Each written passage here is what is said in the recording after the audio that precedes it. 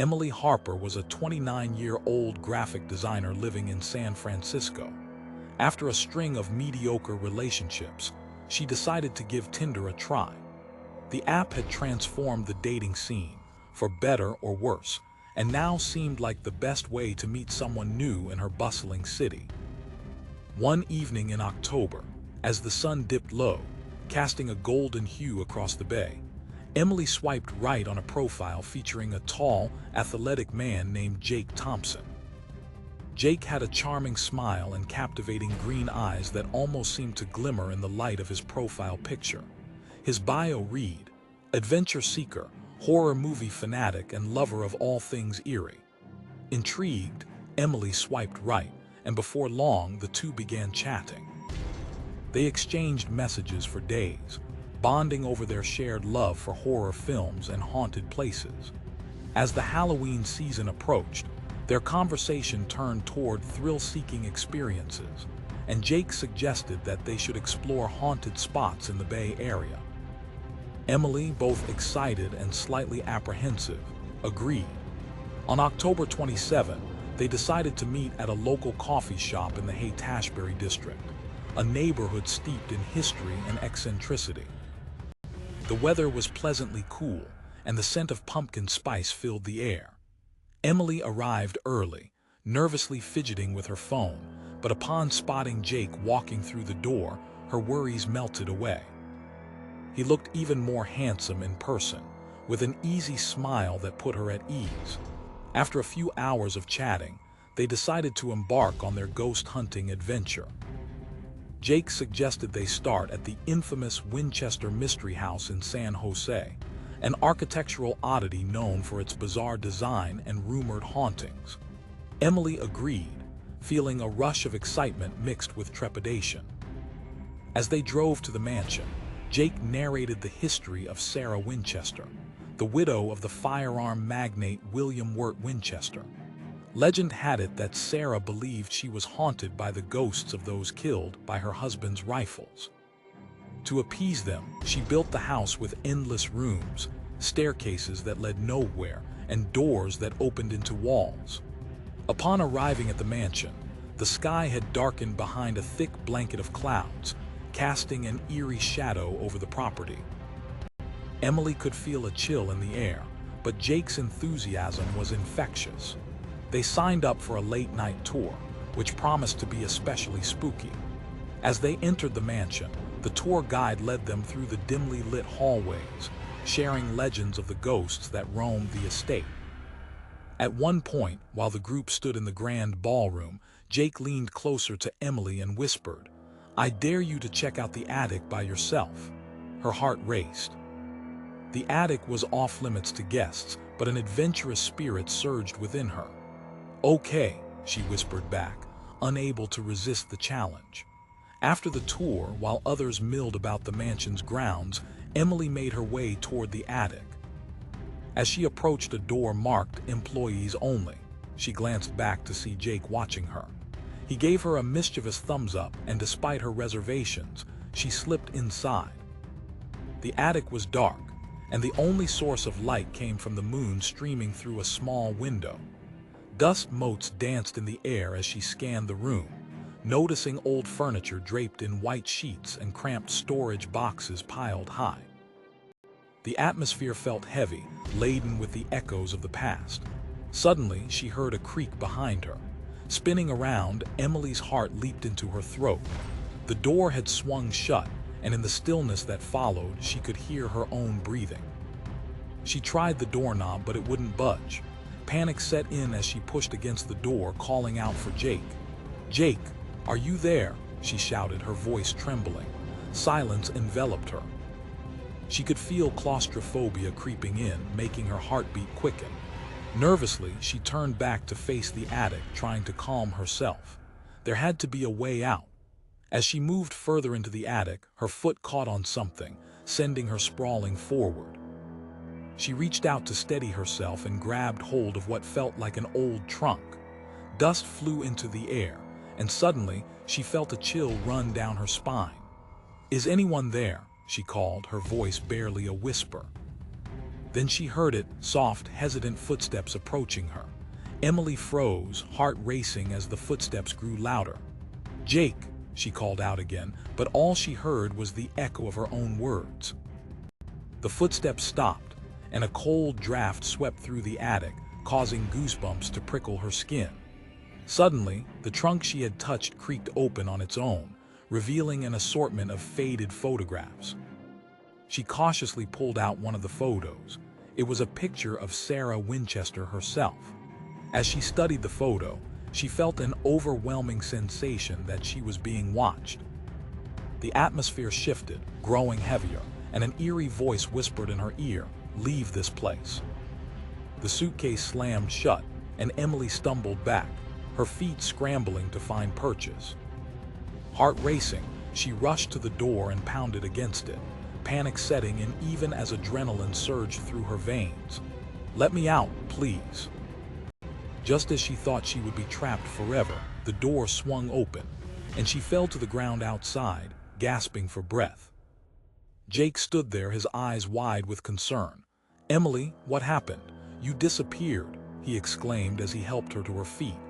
I don't know," she stammered, still shaking. "I thought I saw something in there." Jake frowned, his face lingering with an intensity that made her stomach flip. "Let's get out of here," he said, glancing around as if expecting something to emerge from the shadows. As they left the mansion grounds, Emily couldn't shake the feeling that they weren't alone. The unsettling experience in the attic gnawed at her thoughts. Had she really experienced something paranormal, or was it merely a product of her imagination? Afterward, they decided to head to a nearby diner for a late-night bite, hoping to shake off the unease that had settled in. Over coffee and pancakes, they shared more about their lives, and Emily found herself laughing again. The lingering fear from the attic slowly ebbed away. As they walked back to the car, she noticed a sharp chill in the air. "I think the spirit of Sarah Winchester might still be lingering in that house," Emily said jokingly, trying to relieve the tension. Jake chuckled but then grew serious. "You know, there are many places in the Bay Area known for hauntings. We should check out some more together." "Sure," Emily replied, intrigued by the prospect of another adventure, though a little wiser after her attic ordeal. Over the next few weeks, their bond deepened. They explored more haunted sites around San Francisco, each trip an adrenaline rush with stories of the past mingling with their growing connection. But with each outing, Emily had an unshakable feeling that something from that night in the Winchester house was still finding its way into her life. One night, while watching a horror movie marathon at Jake's apartment, Emily noticed something strange. As a character on-screen wandered through a dark, creepy house, her phone buzzed with a notification. It was a Tinder message from a user named Mystery Seeker. Intrigued, she opened the app and met her eyes at a chilling message. "I saw you at the Winchester house. You shouldn't have gone up to the attic." A cold wave washed over her. Her heart raced as she quickly swiped past the message, uncertainty gripping her. "Are you okay?" Jake asked, noticing the fear flashing across her face. "Just a weird message," she forced out, attempting a smile, but the panic in her chest wouldn't subside. That week, unsettling occurrences began to unfold. Flickering lights plagued her apartment. Cold drafts swept through no matter how tight the windows were, and she would catch glimpses of shadowy figures in her peripheral vision. Emily tried to attribute it to her imagination and the stress of a busy work week, but the presence seemed too real to dismiss. The final straw came one evening when she discovered a note tucked under her doormat. "Leave him. He belongs to me." Panic gripped her anew, and she sprinted to Jake's apartment, her heart pounding in her chest. When she arrived, panting heavily, she found him waiting at the door. "What's wrong?" he asked, clearly alarmed. I got a message, and then this note," she stammered, fumbling to produce the paper from her pocket. Jake's expression shifted as he read the note, his brows furrowing with concern. "Emily, this is serious. You need to be careful." Despite his reassurance, Emily felt a knot of fear settle in her stomach. What if it's connected to the house? What if Sarah Winchester is keeping me here? Jake placed a comforting hand on her shoulder, his gaze intent. We can figure this out together. Let's go back, confront whatever is haunting you. Emily hesitated, dread washing over her. But the thought of continually being harassed by an unknown entity pushed her forward. Okay, she finally replied. As they returned to the Winchester house, darkness enveloped them, the air thick with a sense of foreboding. The mansion loomed ahead, its structure vast and ominous against the night sky. Inside, they were met with an unsettling quiet, the shadows stretching across the walls like twisted hands. We'll just go back to the attic, Jake reassured, leading the way. Climbing the creaky staircase felt surreal, the air growing heavier as they approached the attic door. Emily's heart raced. Between the history of the house and the strange events she had experienced, she felt both terrified and determined. Standing in front of the door, Jake paused, glancing back at her. Are you ready? With a deep breath, Emily nodded. He slowly pushed the door open. Instantly, a chill coursed through them, and the air felt charged as if static electricity hung around them. The attic was just as she remembered it. Moonlight streamed through the window, illuminating dust particles floating in the air. She felt an unease settle in her stomach, but she knew she had to confront whatever presence lingered. Sarah Winchester, if you're here, I want to speak with you, Emily called out, her voice surprisingly firm. Silence engulfed them, but then a faint whisper echoed through the room, the voice unmistakably female. Why have you returned? Startled, Emily glanced at Jake, who stood frozen in place. We want to understand, she replied, trying to steady her voice. What do you want from me? The air thickened as a gust swept through the room, making her shiver. You've walked where I once did. You bear a burden I can't release, the voice lamented. I don't understand, Emily said, fear creeping back in.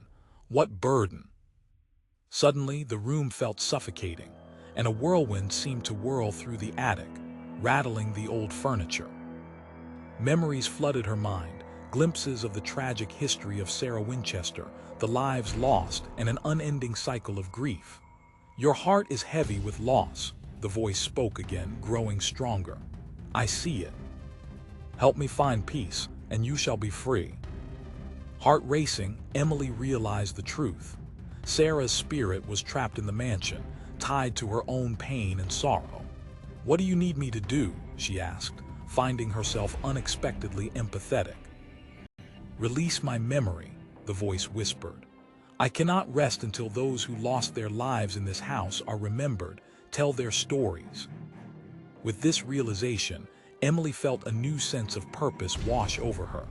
The haunting was never about her. It was about the lost souls bound to this place. I promise, she declared, I'll share their stories.